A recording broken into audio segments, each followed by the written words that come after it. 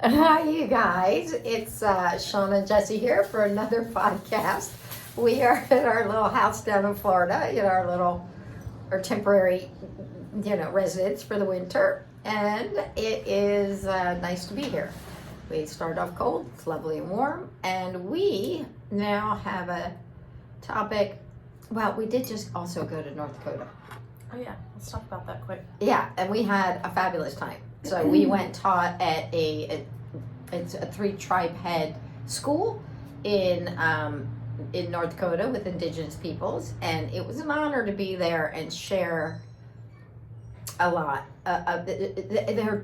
It was an honor. It was just great to see people learning and be open to learning, and really pretty much everybody there was there to address and help people with their trauma. Generational trauma, which is definitely the case with them, as well as individual trauma. I'm going to say the 3 tribes in case someone wanted to know. I don't know if I'm going to pronounce these right, so I apologize in advance, but Mandan, Hidatsa, and Arikara Nation.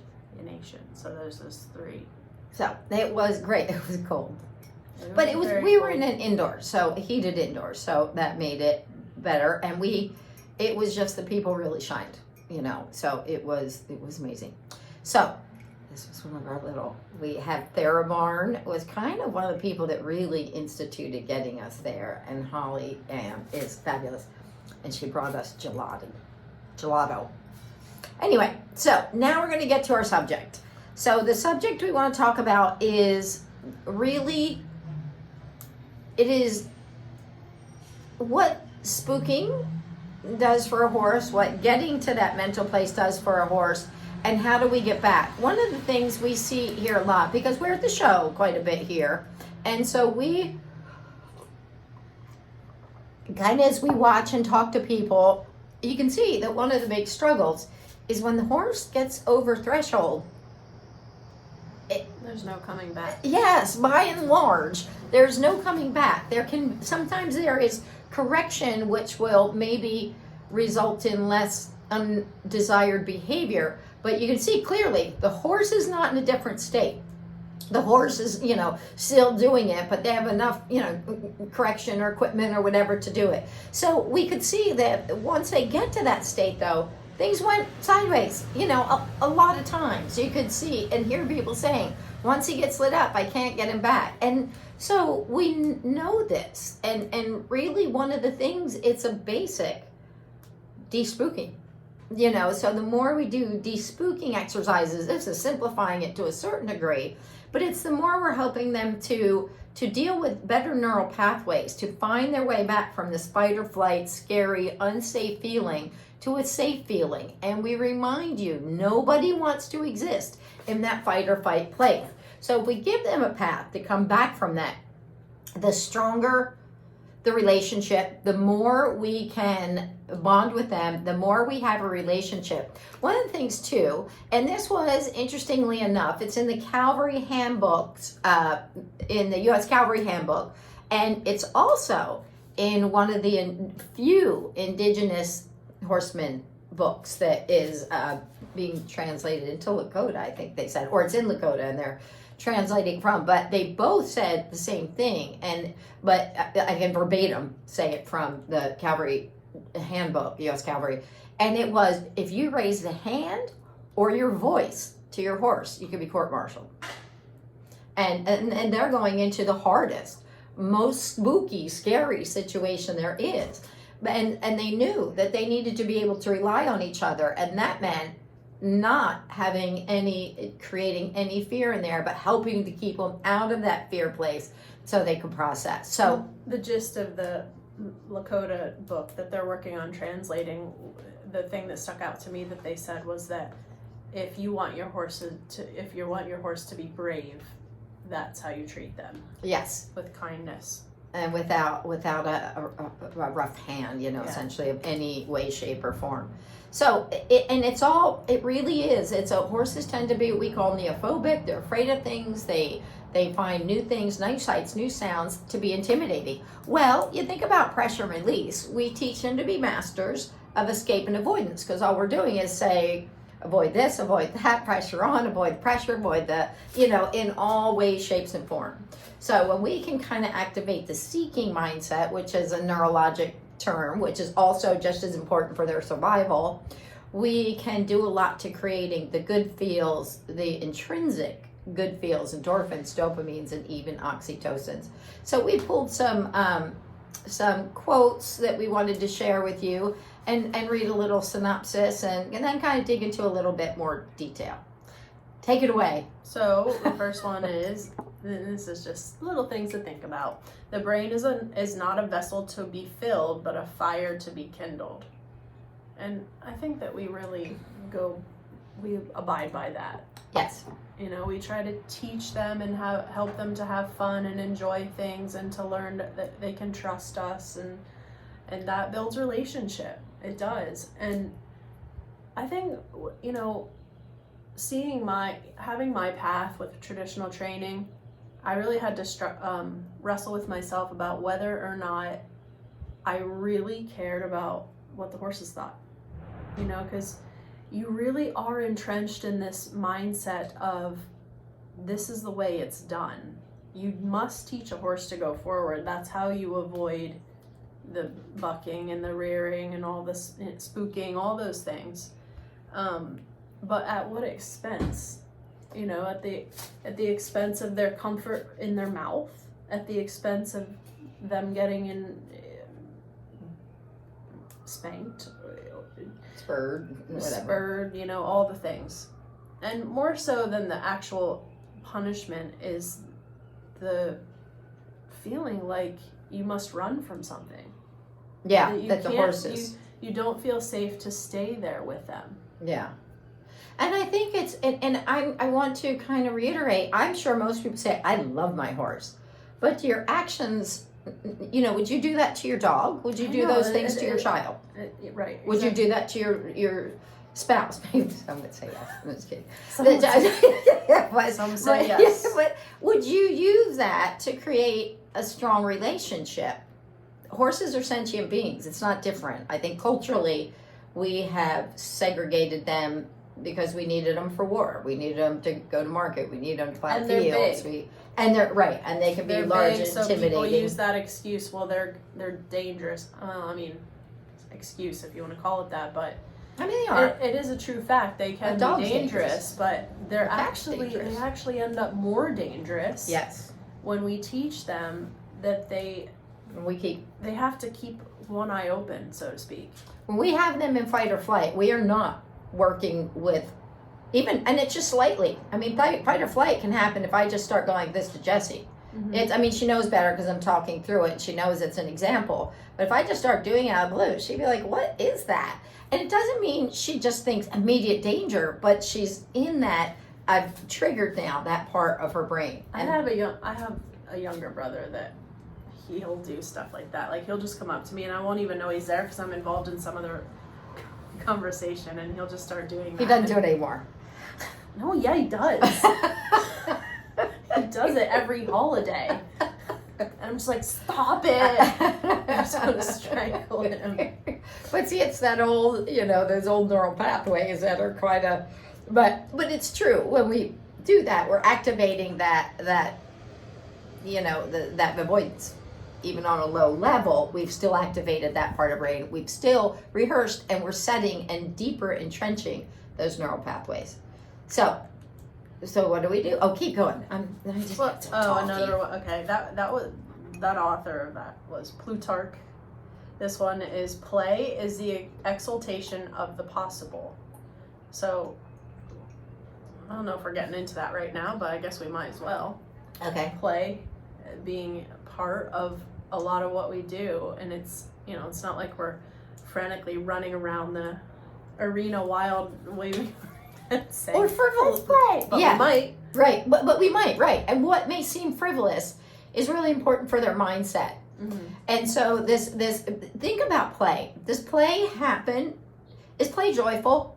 Do you think a play is joyful? Well, it should be. Yes, it should be joyful. So, but can you run around and do things and it's not joyful and Yeah. you feel a little frantic? Yeah. So to me, that doesn't really mean play. Especially if we build frustration into it because the horse cannot consistently get the answer right. Right. And there's these expectations that they're constantly playing. Because to me, joy is carefree, fun. It's your mind is really present in the thing. You're not thinking, they're not playing when they are keeping one eye out the door, and they're just having to keep looking around for trouble coming. That's not joyful play. That's not play, really. We should look up the definition of play. But anyway, so we utilize play a lot because it's part of engaging them in the game. So remember, there was a study, and I'll just kind of share this for those of you that haven't heard this. It was done in the 60s where they gave animals free food, and then they taught them to hit a lever for food. And which do you think they chose? Then they gave them both options back. They tend to ignore the free food and go to the lever for food. There is part of their seeking system that wants to play the game, that there's a hardwired part of them that wants to seek the endorphins and dopamines and the good things because it's part of their survival. The things they need to survive are entangled with the endorphins and dopamine. So it's an important component that is there. So when we talk about endorphins, dopamines, and even then oxytocin, there was a study they give where they blocked mice's dopamine receptors, and then if they fed them, they would eat. But there was food inches from them. They could see it, they could smell it, but they would not eat because the dopamine receptors were not activated in engaging and playing that game of finding the food. So it is not a superfluous thing. Okay, you got play. Play is it's to engage in an activity for enjoyment and recreation rather than a serious or practical purpose.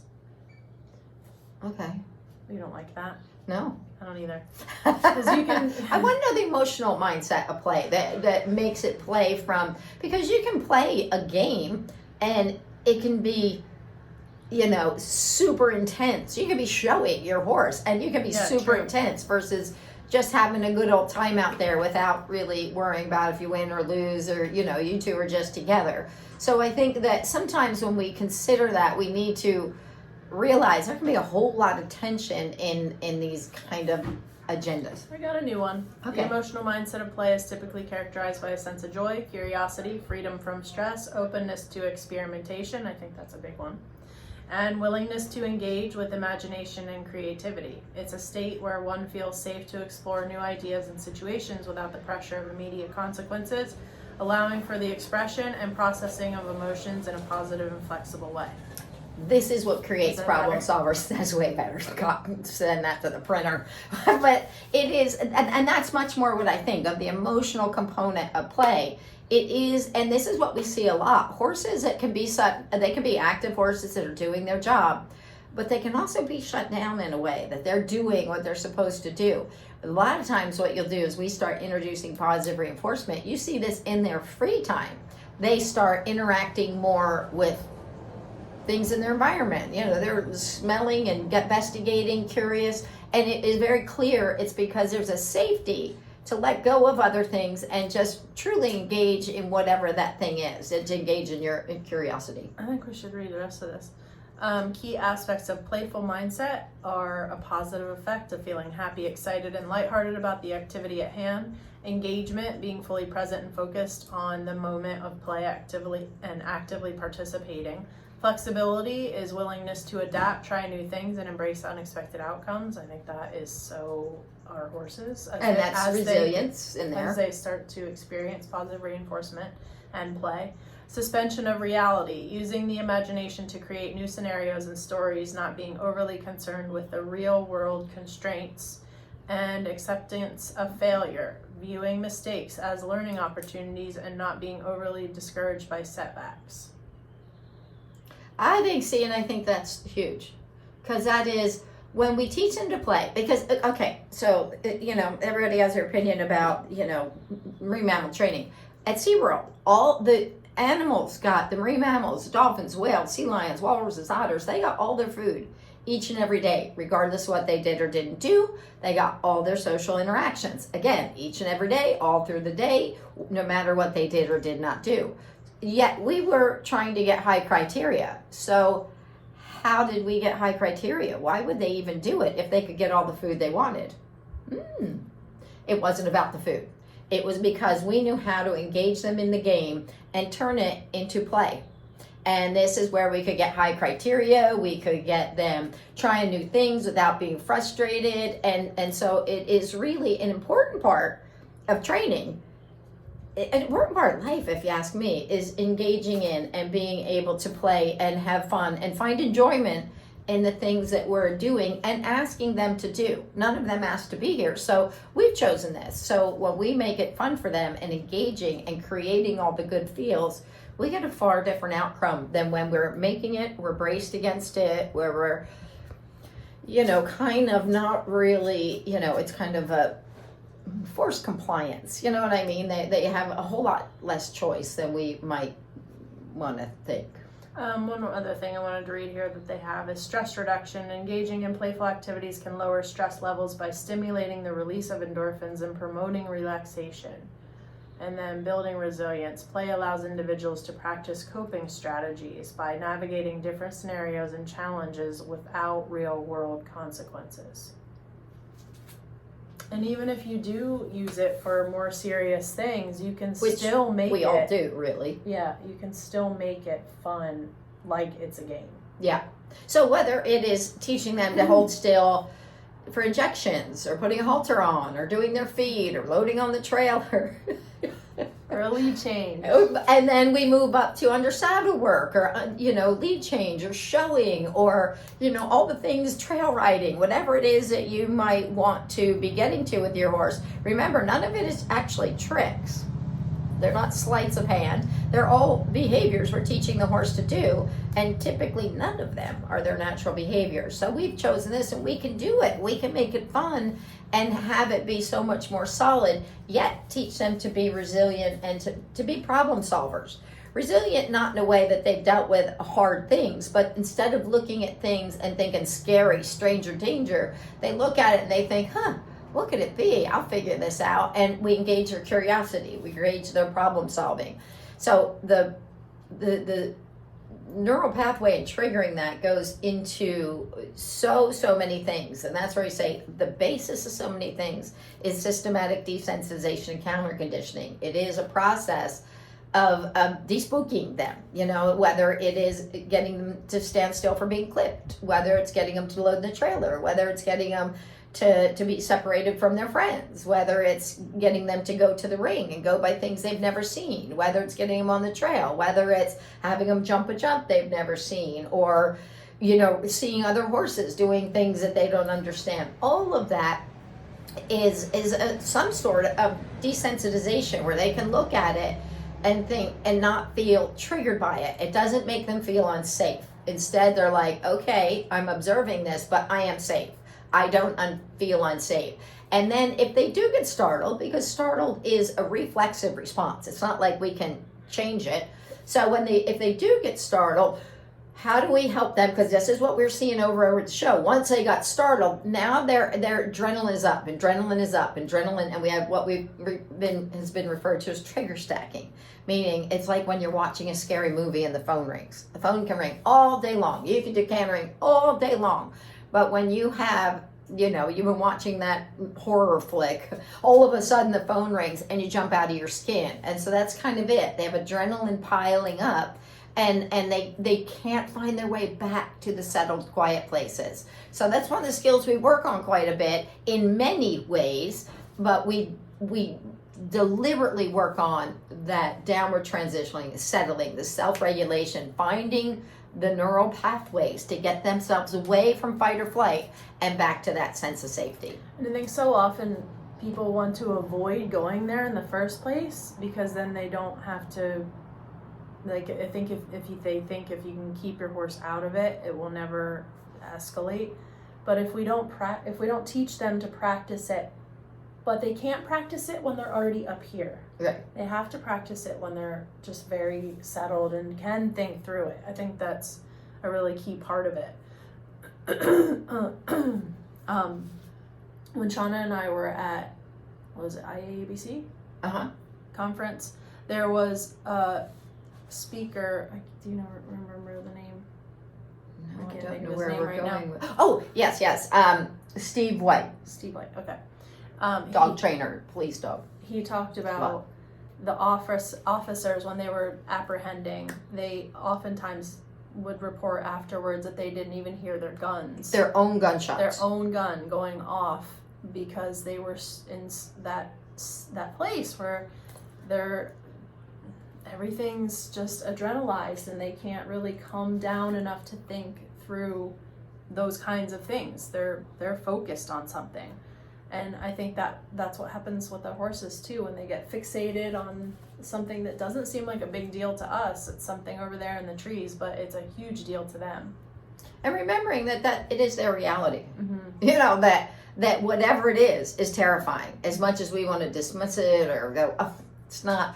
But to them, it's their reality. So we need to go, okay, I hear you. Let's help you.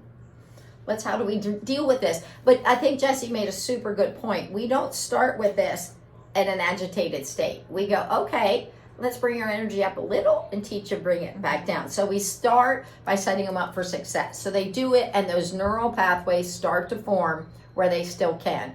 Trying to drag them from this over adrenalized, overexcited, too much fight or flight, and forcing them to come down typically only adds to the worry, because now they can't get away from whatever it is they feel that they need to get away from. So if we can teach them those neural pathways, you will see them start to go, whoo, whoo, and settle before you even have a time to do anything, because nobody wants to be in that fight or flight place. So I think it is really key. And I think it's super interesting to think about the fact when you're in fight or flight, they don't remember. We don't remember. You know, too much is going on and it feels like I need to survive. And so I'm in real danger. And so it's really trying to help them get through that. We had a little synopsis we wrote up. Did you want to kind of do that now? Or is there more things you think we should discuss? No, I don't think we necessarily need to read through this. I think just talking about despooking and how it changes, how over time it changes their neural pathways. Yes. And it therefore changes the horse's behavior. And our relationship. That's what I was just going to say. Took my words. Because it really is. We are, and this is, for those of you, we're not going to go into the Addie story now, but Addie came back to Jesse a really different horse than when she left. Mm-hmm. And she basically presented like PTSD. She was rearing and striking at things you couldn't even see. You know, she wasn't like, there's some things you could see triggers, some you couldn't. You're like, why are we in our stall striking the wall when nobody's around, or whatever it is? And so those triggers that become, a deeply dysregulated neural pathway can be changed. Today, Addie is calm and sensible, works with other people. She's sweet. She looks at things first as trusting and safe. And so we can rebuild those neural pathways from where your horse is now to where you want them to be. And it is a process. It's not it's not like you think, oh, just go through the door, the end. It is a process of trying to build it up. But it's one of the things we do quite a bit, and it creates long-term change if you really want to commit to it. Or you think of a horse like Judgment. Judgment, who was the water jump, had the water jump issue. Michael Matz rode him, and then John and Beasy had him. They used positive reinforcement to change his neural pathways, because his neural pathways said, no siree, I will not jump a jump. And he had good riders, so it's not like he had some, weird rider. He had really good riders, but for him, his reality was, this is not going to happen. This is very dangerous. And so by changing neural pathways, by breaking it down to smaller steps, pretty soon he's like, I love this. I'm good at this. And it changes everything. What we really want from everything we do is relaxed energy. Because does it take energy to jump the open water? Yes. But we need to do it with a relaxed energy. And I think that should be the bottom line for everything we do. So how do we get back to that emotional place where they can enjoy it, feel the sensations of play, feel safe, and yet maximize a talent that a lot of show horses already had. We see that they have the talent, but how do we get it out of them without overfacing them or shutting them down or burning them out or even too much cortisol and oxidative stress breaks down the body. Right. So we get that away. People don't talk about that. Yeah. I mean, we just don't. We hardly talk about it with people, let alone with horses, and how stressed they are so much of the time, especially when they are in that show environment. Yep. How damaging that must be to that body, that now you're taking in and you're doing the Beamer blanket and all the therapies and the chiropractic, and you're spending hundreds of dollars every week on all these things, and we're kind of missing the main basic component of the brain, of avoiding that place to begin with.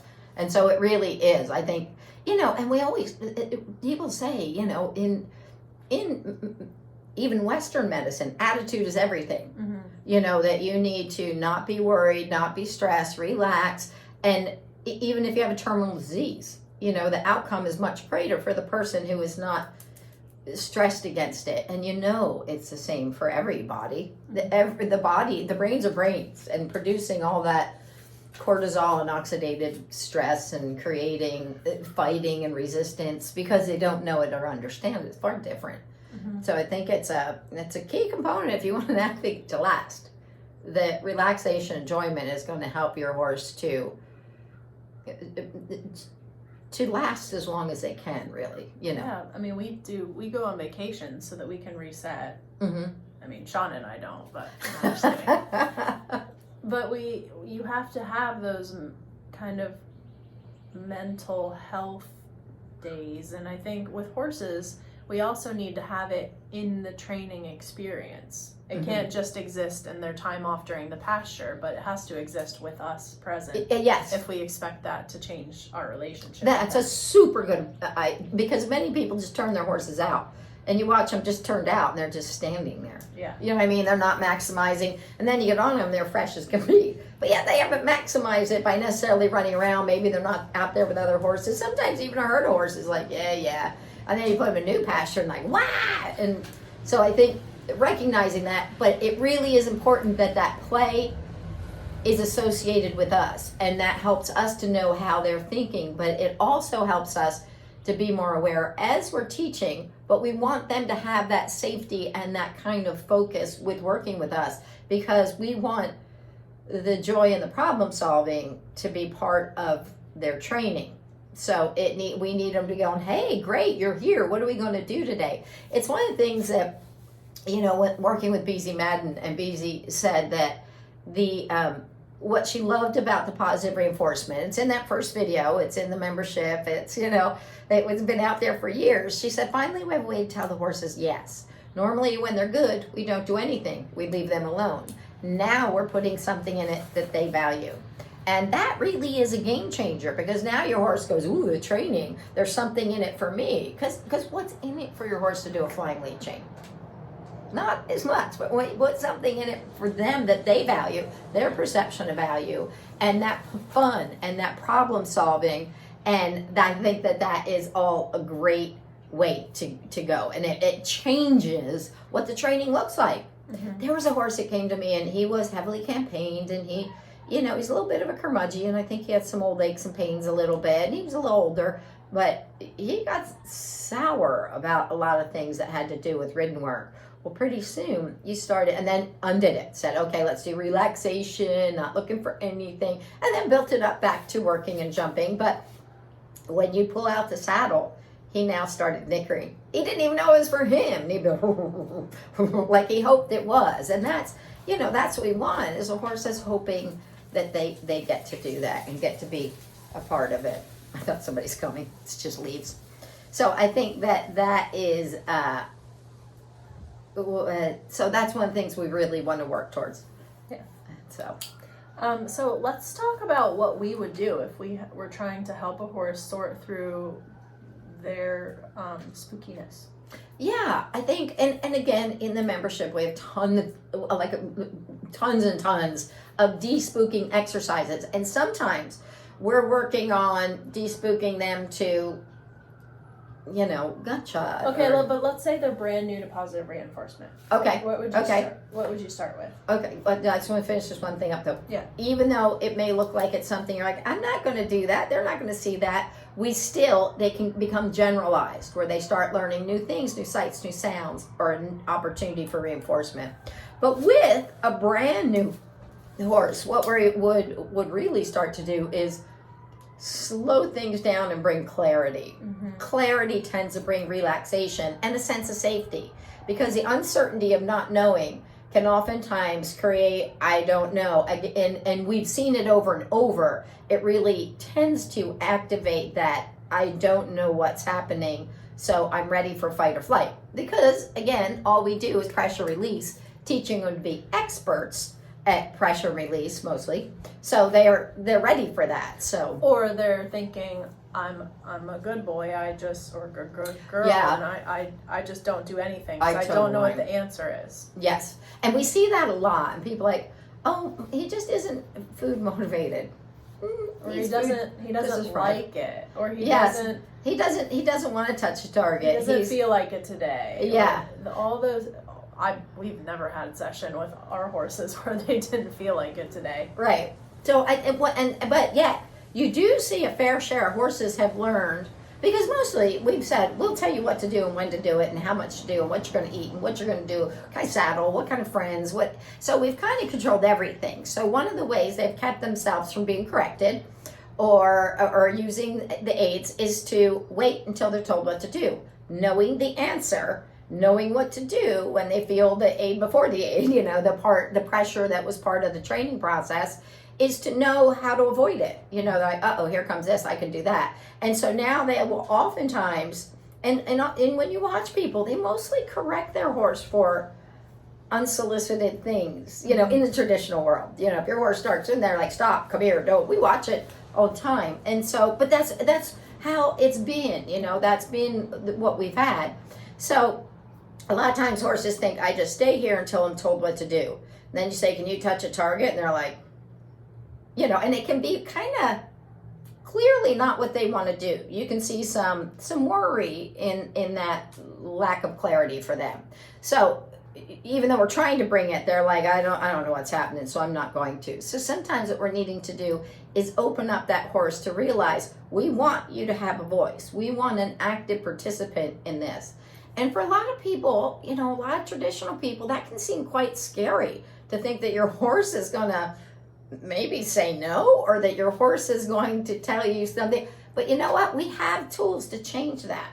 So I think that's really an important component is, if they start saying, I finally feel comfortable enough to share a voice, share my opinion, that can be quite off-putting. But you know what? We have tools to change that. And when we change it, the partnership is like none other. I've even worked with Olympic dressage people that have said, I thought our relationship was amazing before, but now that I've done positive reinforcement, it's another level. I've never had with a horse. So I think that part is something you feel when you start practicing it and getting through that. And it can take a little bit to get that horse to feel safe enough to explore, to be curious. I got, Murray was a really big, for me, a really significant horse, because he's an off-the-track thoroughbred with tons of fear. He looked at everything as unpleasant, unwanted. He didn't like it. But he would stand kind of frozen. And the only time I'd see Murray relaxed, he wasn't good with being with other horses. He wasn't good turnout. Everything was worrisome. Only time I saw him relaxed is in the early days, is when I would sneak up. He was in his stall and he didn't know I was looking at him. Because if I was 15 feet away and he saw me, or anybody, he was like, human. So the only time is when nobody was around, that he thought nobody was around. And so it was, a big process to get him to finally be curious and trying and happy and settled. And you saw his whole face changed, started looking like this, he was like, hey, the world's kind of cool, and trusting. And so instead of looking at everything as bad and scary, he started looking at everything as interesting and intriguing, and kind of went from a pessimist to an optimist, Okay. So I was thinking about like us just giving people kind of a step-by-step process of where they would start if they were brand new to this. Okay. And so if you're brand new to positive reinforcement and you want to kind of get started, you want to address some pieces of your horse. And I'm going to tell you many of the things that people come to us, whether it's trailer loading or, flying lead change, oftentimes it's kind of comes down to some sort of uncertainty, unclarity, some sort of kind of worry about it, too stimulated. So we would start with, we teach the bridge signal, which is the clicker. And the clicker is really important because it's a way we can tell them yes and bookmark a moment in time. So it can seem silly, but if a dolphin's doing jumps across the pool, I can't throw a fish over there, but I can blow the whistle and go, that's the piece I like. So it's a very important tool for communication. Think about under saddle work. You can't feed when they, move their hip over or pull up that, for the correct lead or whatever. But you can click or use another bridging and say, yes, that's what I like. So this communication tool becomes classically conditioned, meaning it takes on the value of food through something called classic or Pavlovian conditioning. So it's click, feed, until the click, and it doesn't take that long, until the click has the same value as food. So the click triggers all the good feelings that food does, viscerally. It's not a choice. It's like Pavlov and his dogs. They didn't go, oh, drool. They just heard it and they drooled, for those who know Pavlov's dogs. Okay, so we need that part. Then we're going to teach them to do a target. And the reason we have them touch the target, how much should we go into all this? I mean, we stated over and over in the membership, but what do you think? Well, I think if we just mention kind of the basic 7 building blocks, Okay. then it gives people an idea of, like, if Some of your the- horse knows those things, you can take it then to To whatever anywhere. you want with Yep. with training any behavior. And so we would then go we would take the clicker to something we call liberty leading. So they're at liberty and they're walking with us. And this is liberty first, equipment later, not equipment first and liberty later. And the point of liberty leading, it's excellent for control, meaning them learning to control their emotions, downward transition, but also focus. It teaches them to focus on us. So it's a great tool and it is quite easy to do, and your horse learns to love it. And when we're teaching the clicker, we're also teaching the food manners. It's super important that we teach them to keep their head to themselves. We call that the default position. So when in doubt, instead of them making stuff up, they go, you know what, I don't know what to do. Keeping their head just right of center. So that is one. Then what was the next one? The target. And then we teach them touch target. A lot of times it's you've probably seen it at SeaWorld and stuff. It's a white, it can be anything, but we tend to use a white fishing net float on a extendable thing so we can make it longer as we go. But what we do is teach them to touch their nose to it. The point with the marine mammals is we didn't have halters and lead ropes. So how would we get them to do behavior? Everything was taught with a target. But you know what? We planned to fade the target from all the things, but it gave them agency over the training. You can do it or not do it. If you don't know it, we're going to work it out. But there's a process through there. So it's great because if you want them to get in the trailer, you can stand there all day. But if you have a target, you can create steps towards the trailer, which you can reinforce and you can build upon. So the target has a very practical sense for all sorts of behavior, whether it's going forward, slowing down, all of these things under saddle. But the other component to it that is really important that I didn't quite know is a target tends to develop, it becomes classically conditioned just as a clicker does. Classic conditioning never stops. More and more pieces become classically conditioned. But the target becomes a bit of a safety. So through the classic conditioning, they see it and they can settle. Should I go into the whole Husker Du story? Yeah. Okay. So Husker Du was a horse at John and Beezy's.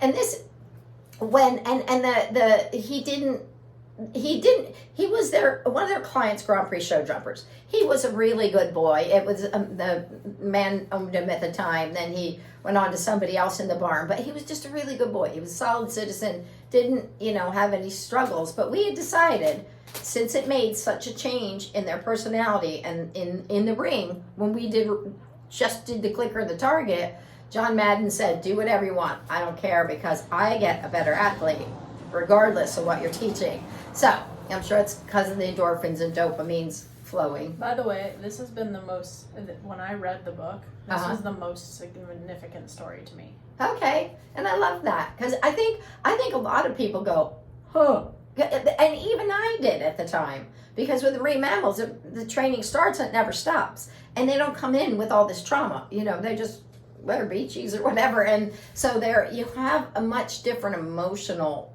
learner there.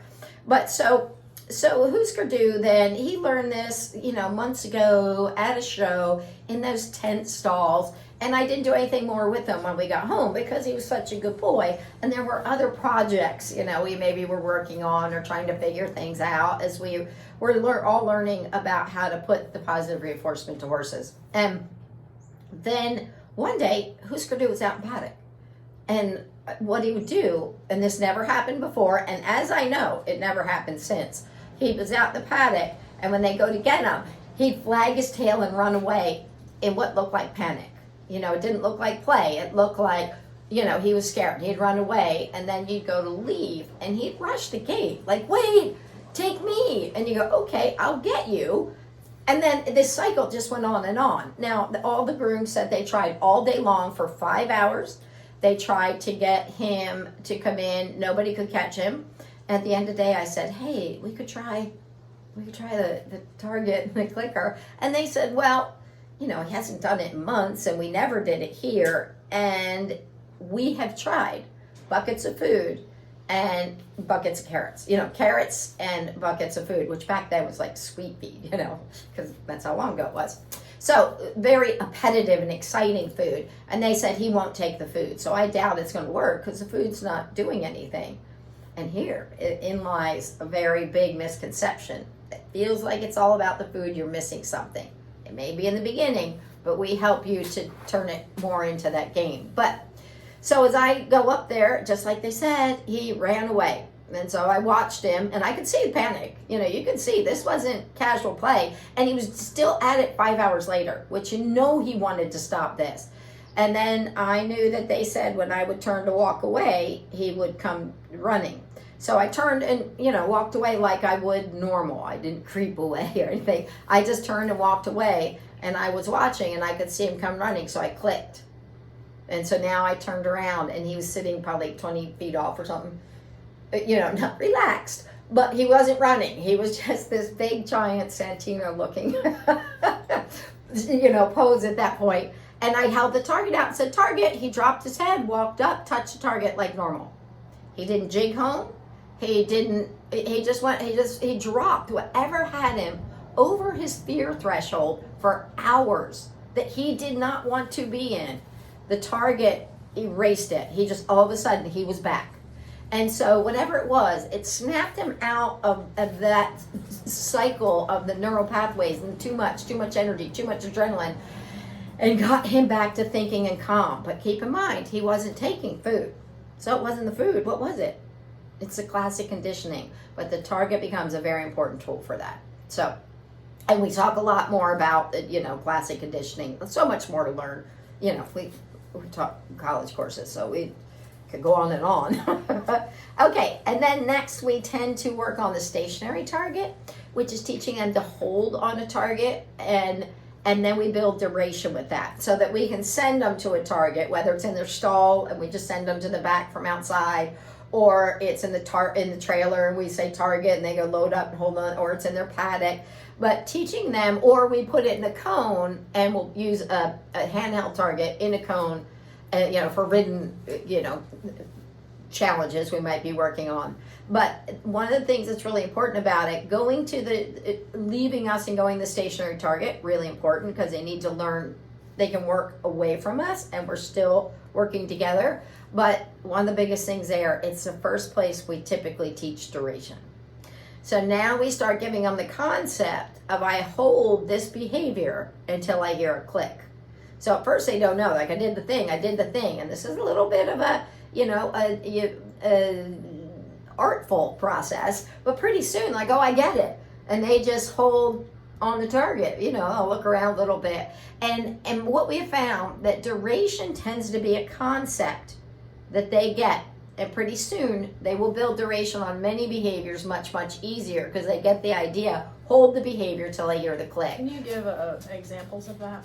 Yeah, like a great example would be like... In practical life. Yeah, like, okay, so the Minty, horse I got from John and Beezy, if I wanted him to go at 9 miles an hour with this bend and I cued this bend and go, he would hold that. I didn't have to go bend, go, slow, whatever it is. I would cue that and he would go until I either clicked or I cued him to something else.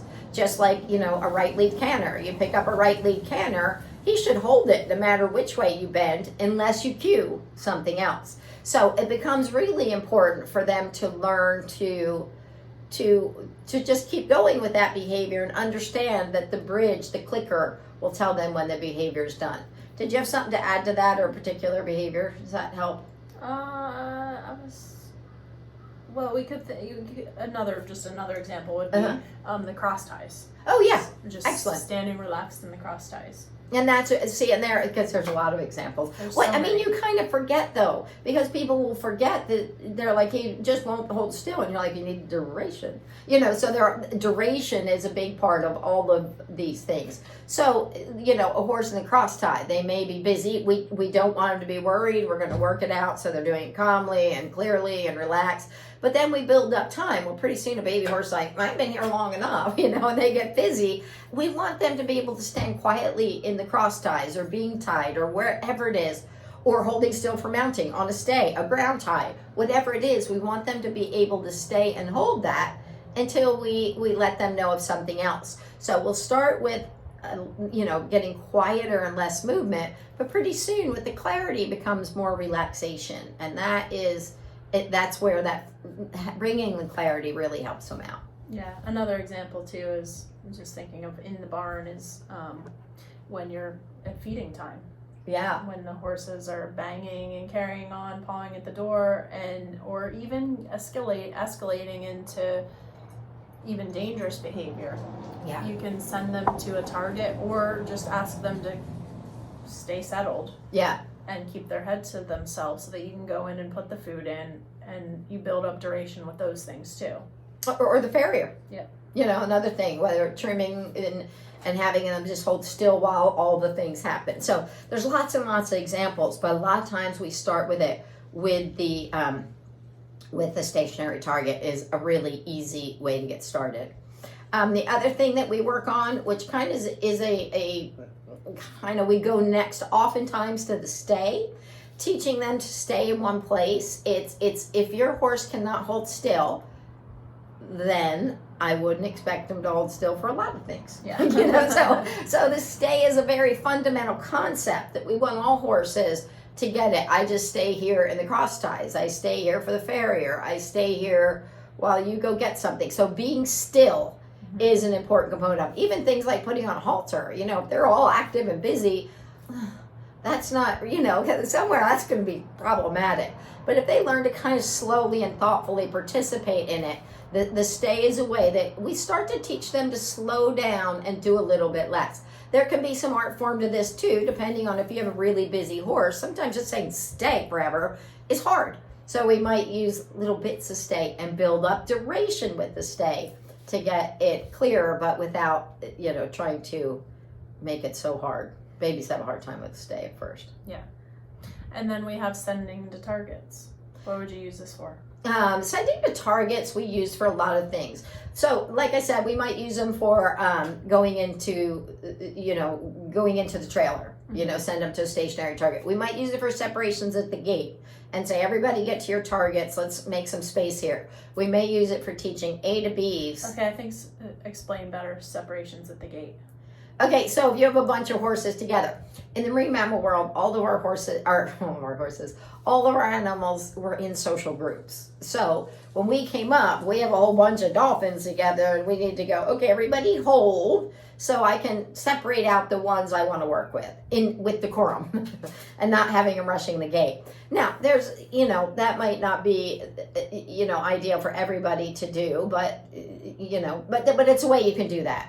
So doing it where everybody has a good separation, they wait until they're called. We also use them, we do something called A to B's. It's pointing from point A to point B, and point B to point A, and point A to point B. And so we use that first, we're close together, and then pretty soon we get further and further, where it can be a form of exercise, where like Santino will gallop from one end of a large arena to the other. He's like, I'm coming. And then he knows how to settle down and be there with us once he gets to us, which again is some of that self-regulation and impulse control. His adrenaline goes up and it's super fun for him. And then he settles and gets reinforced. Some horses, it might be the struggle in getting them to move, but we build it up, and we a lot of times use targets for that. We also use it, and this is a huge part for us as hunter jumper people, is we teach it for free jumping. So we're teaching them to go over a pole, teaching them to go over a jump, teaching them to find their own distances without somebody getting in their way. We can teach them to do that in a number of situations. What other things do you think of? Does that kind of cover it? Yeah, I think it does. Okay. There'll be other things you might come up with. Yeah. And then the last thing is the reverse round pen. Okay, now the reverse round pen, might be a hard concept for some people to get in their head. A lot of times what we do is so let me describe it for a minute. It's a round pen that has us in the middle and them on the outside. So a lot of times what we use is like 28-inch traffic cones, and we have them in a 20-meter circle. The 20-meter circle is important. It's not, you don't have to do it. Not everybody can set that up. But the 20-meter circle is great because it is large enough for them to keep balance and keep good biomechanics in the process. So, and then we'll get, there's something called extendable cone bars at trafficconesforless.com. It is, or wherever. And they have a loop on the end that you can put over the cone, and then they can go from up to like 10 feet long. So if we have 16 cones and 16 bars, we have pretty much a 20-meter circle. So it's the horse is on a 20-meter track, and it is used for a whole lot of things. So it is, and some people say, but they can run away. Yes, they can. So we'll put it in an arena, or a paddock or something, but pretty soon they are can teach them upward transition, downward transitions. It's a little bit of protected contact for some of the babies that are just too much at first, or a horse who's worried. Sometimes they feel better with us with this little step in between. But we can work on walk, trot, canter. One of the big things we use it for is for the young horses, the green horses. Sometimes they go around a little on their own, looking around, as we start teaching them to drop their head, lift their back, use their hind end, so they start developing proper biomechanics and the muscles to support it before there's even a rider on their back. So that's another great way to do it. It's a great way to manage too much energy. So if you have a horse who's a lot, instead of going stop, stop, stop, you go, okay, fine, let's move around, let's get your energy out. Now let's work on the downward transitions. As we continue to click on the downward transitions, we tend to get more downward transitions, mentally and physically. When they choose to settle themselves physically, you will see oftentimes they're settling themselves emotionally. But and sometimes they may start with a physical, but over time they realize that settling is a way out of that over-adrenalized state. The other thing you can do is put targets down in the cones of any of the 16 cones, and ask them to redirect to the target, just to make the target behavior stronger too. And it's also a great place to work, and that was a great thing that Jesse came up with. It's also a place you can work upward transitions. You have a horse who doesn't want to go from a really slow walk to just a little bear walk, and you can increase that. Keep in mind, if any behavior increases or maintains in frequency, something's reinforcing it. It works for them. They're either getting something they want or avoiding something they don't want. So it's up to us to figure that out. One of the things we did, we had a demo at Harrisburg, and And so it was an expo, and Jesse and I were there, and we had 3-year-old Santino, and I said, yeah, we're going to ride him on the last day. But I didn't feel pressure to ride him if he, or for Jesse to ride him, if he wasn't in a good place. I have no problem saying we're not riding because of this, and this is what we're going to work on. This is the choices we're making, blah, blah, blah, blah, blah. But Jessie had this great idea. She said, because it's a big giant coliseum with banners and people, and you can see him being distracted by it all. So she said, let's just have his little ride, because he was not being ridden hard. He was just a baby. It was just basic walk and a little trot with no pressure, no anything. And so she said, let's just do it inside the reverse round pen, which was brilliant, because you know what? The reverse round pen at that point has become classically conditioned. It represents the good things, safety things, like the target. I could do this. This is good. So it helps encourage him in a new situation. But it also gave him a smaller scope. So he just worked on his targets. You could direct him to good things, to the safe things, and help create a safe horse, a calm horse. A horse could find his way back from maybe being a little worried to settling. So we use them quite a bit with bringing horses along in new places, or bringing babies along. Do you have something to share with us? Yes, I'm going to just share this little clip. If you happen to be watching this, this is a reverse round pen, and that's Santino on there. So we were starting to use it for a canter transition, and also to teach him to lower his head and start to use himself. That was the early phases. Now she's asking him to jump in with her, but it has many uses, and we've taught horses to jump on it. You can put a jump on the outside of it. You can put rails. You can put all sorts of things. And they can leave the session if they want to. I think that's a really important part of it, being able to just say, you know what, this is hard, and that gives you information. And that, I think, you again touched on another brilliant point. You smart one. Is that choice, that behaviorists will argue that choice is a primary reinforcement, giving them control, giving them agency. Say you could do it or not do it.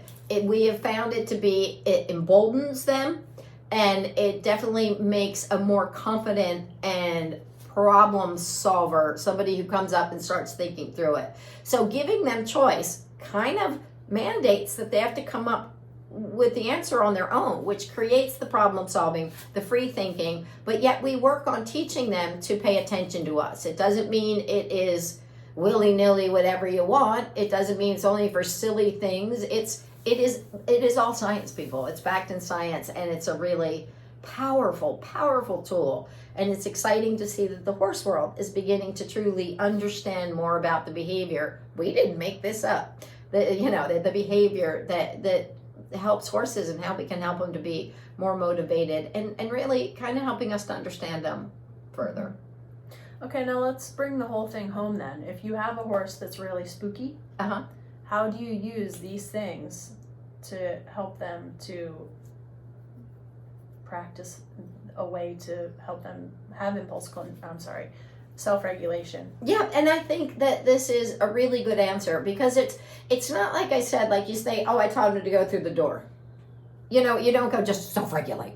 And or here's a good example. So you would start by doing these things, because these things are the building blocks for the relationship. And let's say that the answer right now in traditional... You answer it. Well, no, the answer in traditional training is to tire them out.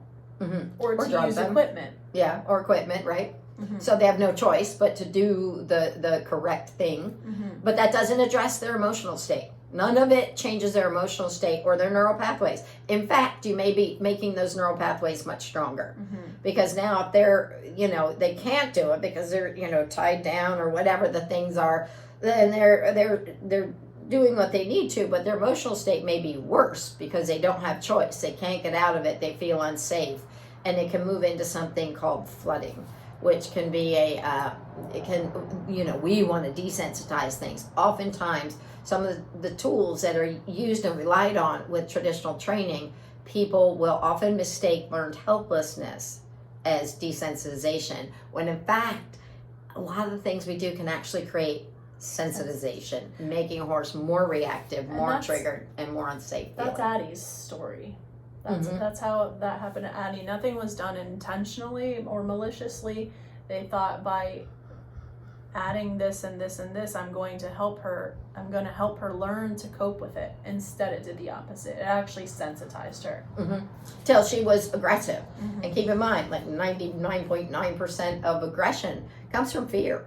So as she thought, oh no, I'm trying to communicate and I'm not being heard, then she got bigger and bigger and bigger. And really, in her defense, she probably thought, I'm going to die. I mean, this is that unsafe for me. So she thought, it's me or you. And because she's really is a sweet horse, and she's back to being that sweet horse. But she was pushed to a point where her sensitive side was, out of kilter, very dysregulated. So teaching her how to regulate, how to bring herself back. And it was simple things like teaching her to touch the target. And Jessie, at the time when we were dealing with it, I was in California. We did this as phone consultations. So I'd be like, just 80 miles an hour telling her, do this, and try this and that. And she'd be like, what does this target have to do with anything? And this clicker. I didn't tell her that, though. No, she didn't. But I knew what she was thinking. I've already dealt with enough of them to know. I didn't even have, I didn't think it was nonsense or anything. I just was like, okay, I don't know. I just had no other answers, though, and I was desperate to do whatever I could do. And those things that seemed arbitrary and not related started to change her neural pathways, her sense of safety, her voice. And so it was, there were some things you could address directly. You could see the trigger that if you touched her chest, she's going to bite you, or if you touched her side, she's going to try to kick, or whatever the things. So you could see very clearly this touching is a trigger, and you could address those pieces very calmly. But you don't go right to them, because then she'd be constantly on guard. So it was just the targeting and going to the target, and her having so much success that helped her to feel more safe and more trusting. So it's beginning just to do some of these pieces and doing some of the despooking exercises, because those are, as random as they may seem, it really helps to address the horse that is worried about the world and sees the world in a worried place. So it's fun exercises to do, but the generalization or the positive reinforcement is hugely profound. It goes deeper than I ever knew. I've learned 50 times more with the horses than I did with my 10 years with marine mammals, which was an intensely, tense internship, it felt like, and teaching me all that. But it goes so deep, and it changes so much more than that. It's not just a means to an end. It's not a way to get them over the jump. It's need to get over the jump, but it is done correctly. It's really, and in a systematic way, it is changing them deep, deep inside till you have a horse who is thriving in this human-centric world that we've chosen for them. I think that's great. Okay. Wow, you guys, that's an earful. Oh, wait, one more thing. Yes. Can you just quickly talk through when a horse gets spooky about something? Say they're on the trail, that story about the partridge. Okay, so I think that's a really good story. I think it'll bring it home. I'm gonna bring it home. Watch me. So a lot of times they get startled by things we can't plan for. You know what I mean? Yeah, I can't know that when they get to the show there's going to be a sprinkler at the end of the ring that, whatever it is. So in general, horses tend to go around being what we call neophobic. They look at new sights, new sounds, new things, new smells, and it is stranger danger. It makes them go wary, wary. So we want to turn that around and create new things, novelty. All those things are a potential for reinforcement. So there was this woman long ago. This was before we had all these remote control and the things we have today. It was very basic. It didn't have a lot of these things. So a woman said, I am so glad. It was a woman helping me with the editing of the first book. But so she said, I'm so glad that you are, that we're doing this. I have a horse, is what she said. It was an Arab. She loved the horse. I think she had the horse for 16 years. She adored this horse. She was really committed to this horse. She said, but every spring the horse would get startled and on the trail, and she would fall off. She'd broken her wrist, broken her collarbone, broken ribs. I mean, she had some serious injuries from this horse spooking. And in fairness, the horse was truly scared.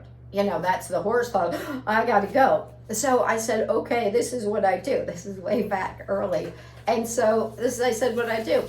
I would recommend putting in your barn aisle, and she lived like in Vermont or the northeast up there where it's really cold. So she's going to be an indoor all winter. So I said, this is what I do. In the barn, just hang a coat in one area, just something that's not normally there, so it's novel. And as you walk by, she's probably gonna go, ah, and as she settles just a little bit, reinforce and keep walking by, and reinforce her, she's approaching until she walks by, doesn't care. So now we built a good, and then the next day put a new thing in the barn. This is all in hand. And put another thing in the barn till, now it's just a, little patio chair or garden chair or whatever. And then different dates turned upside down somewhere else, just so you could walk her by it and have these exercises of seeing new things and learning that the new thing is good. So we're classically conditioning the novel items. So she's like, ah, and then pretty soon she's like, okay, that's right. And then she probably just tolerated it. And pretty soon she's like, hi, thing. And she got a better feeling. And so when I said, when that's all good, do the same thing in the indoor arena. New items, whatever you can think of, hang them here, hang them there. But again, we couldn't have things weren't animated back then. The most animated you got was hanging a bag, And so she did all these things. And I said, when that's going great and you have no more response to these new things in the new environment, I want you to do it under saddle. And so that's what she did. Now, doesn't that seem really simple? It really kind of was simple. And then she went out on the trail for, like one of the first days of spring. And she goes out and her horse, a partridge, so she has a clicker in her, her bum bag or, with food on her. And so she goes out and a partridge flew out of the brush. And the horse startled. She just splayed her feet. And the gal thought, this is when I die. This is the time that she would have gone back to the barn. You cannot control her startle. We're going to be startled by things, but what we can teach them to do, what do they do with that startle? So then she settled. So she clicked her immediately and fed her. And so then she's like, this is so much better. And then the second partridge flew out of the brush, and all she did was look back at her like, are you going to feed that?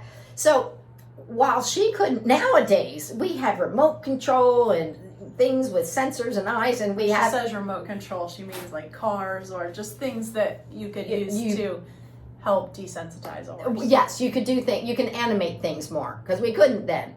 There's one thing in the video, one of the videos in the membership, and it's called Giggle Buddies, and it has a sensor, it just lays there until you get to a certain distance, it goes, and it starts rolling back and forth.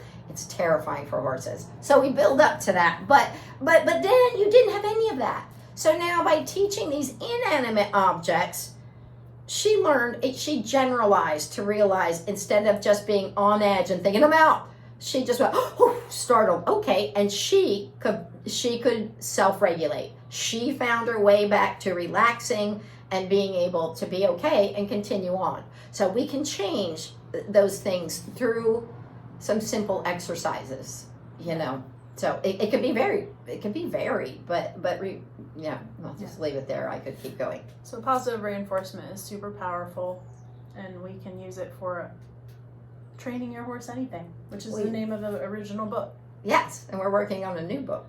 Slowly but surely, we're going to get it out there. Anyway, so thanks, you guys. We're glad that you joined us, and we are excited as always to see our lovely peoples in the membership. And if you're not in the membership and you're interested in it, you can go to www.shawnakarish.com, and that's ShawnAKarrashch.com. That's it. Okay. All right, thanks, you guys. Bye.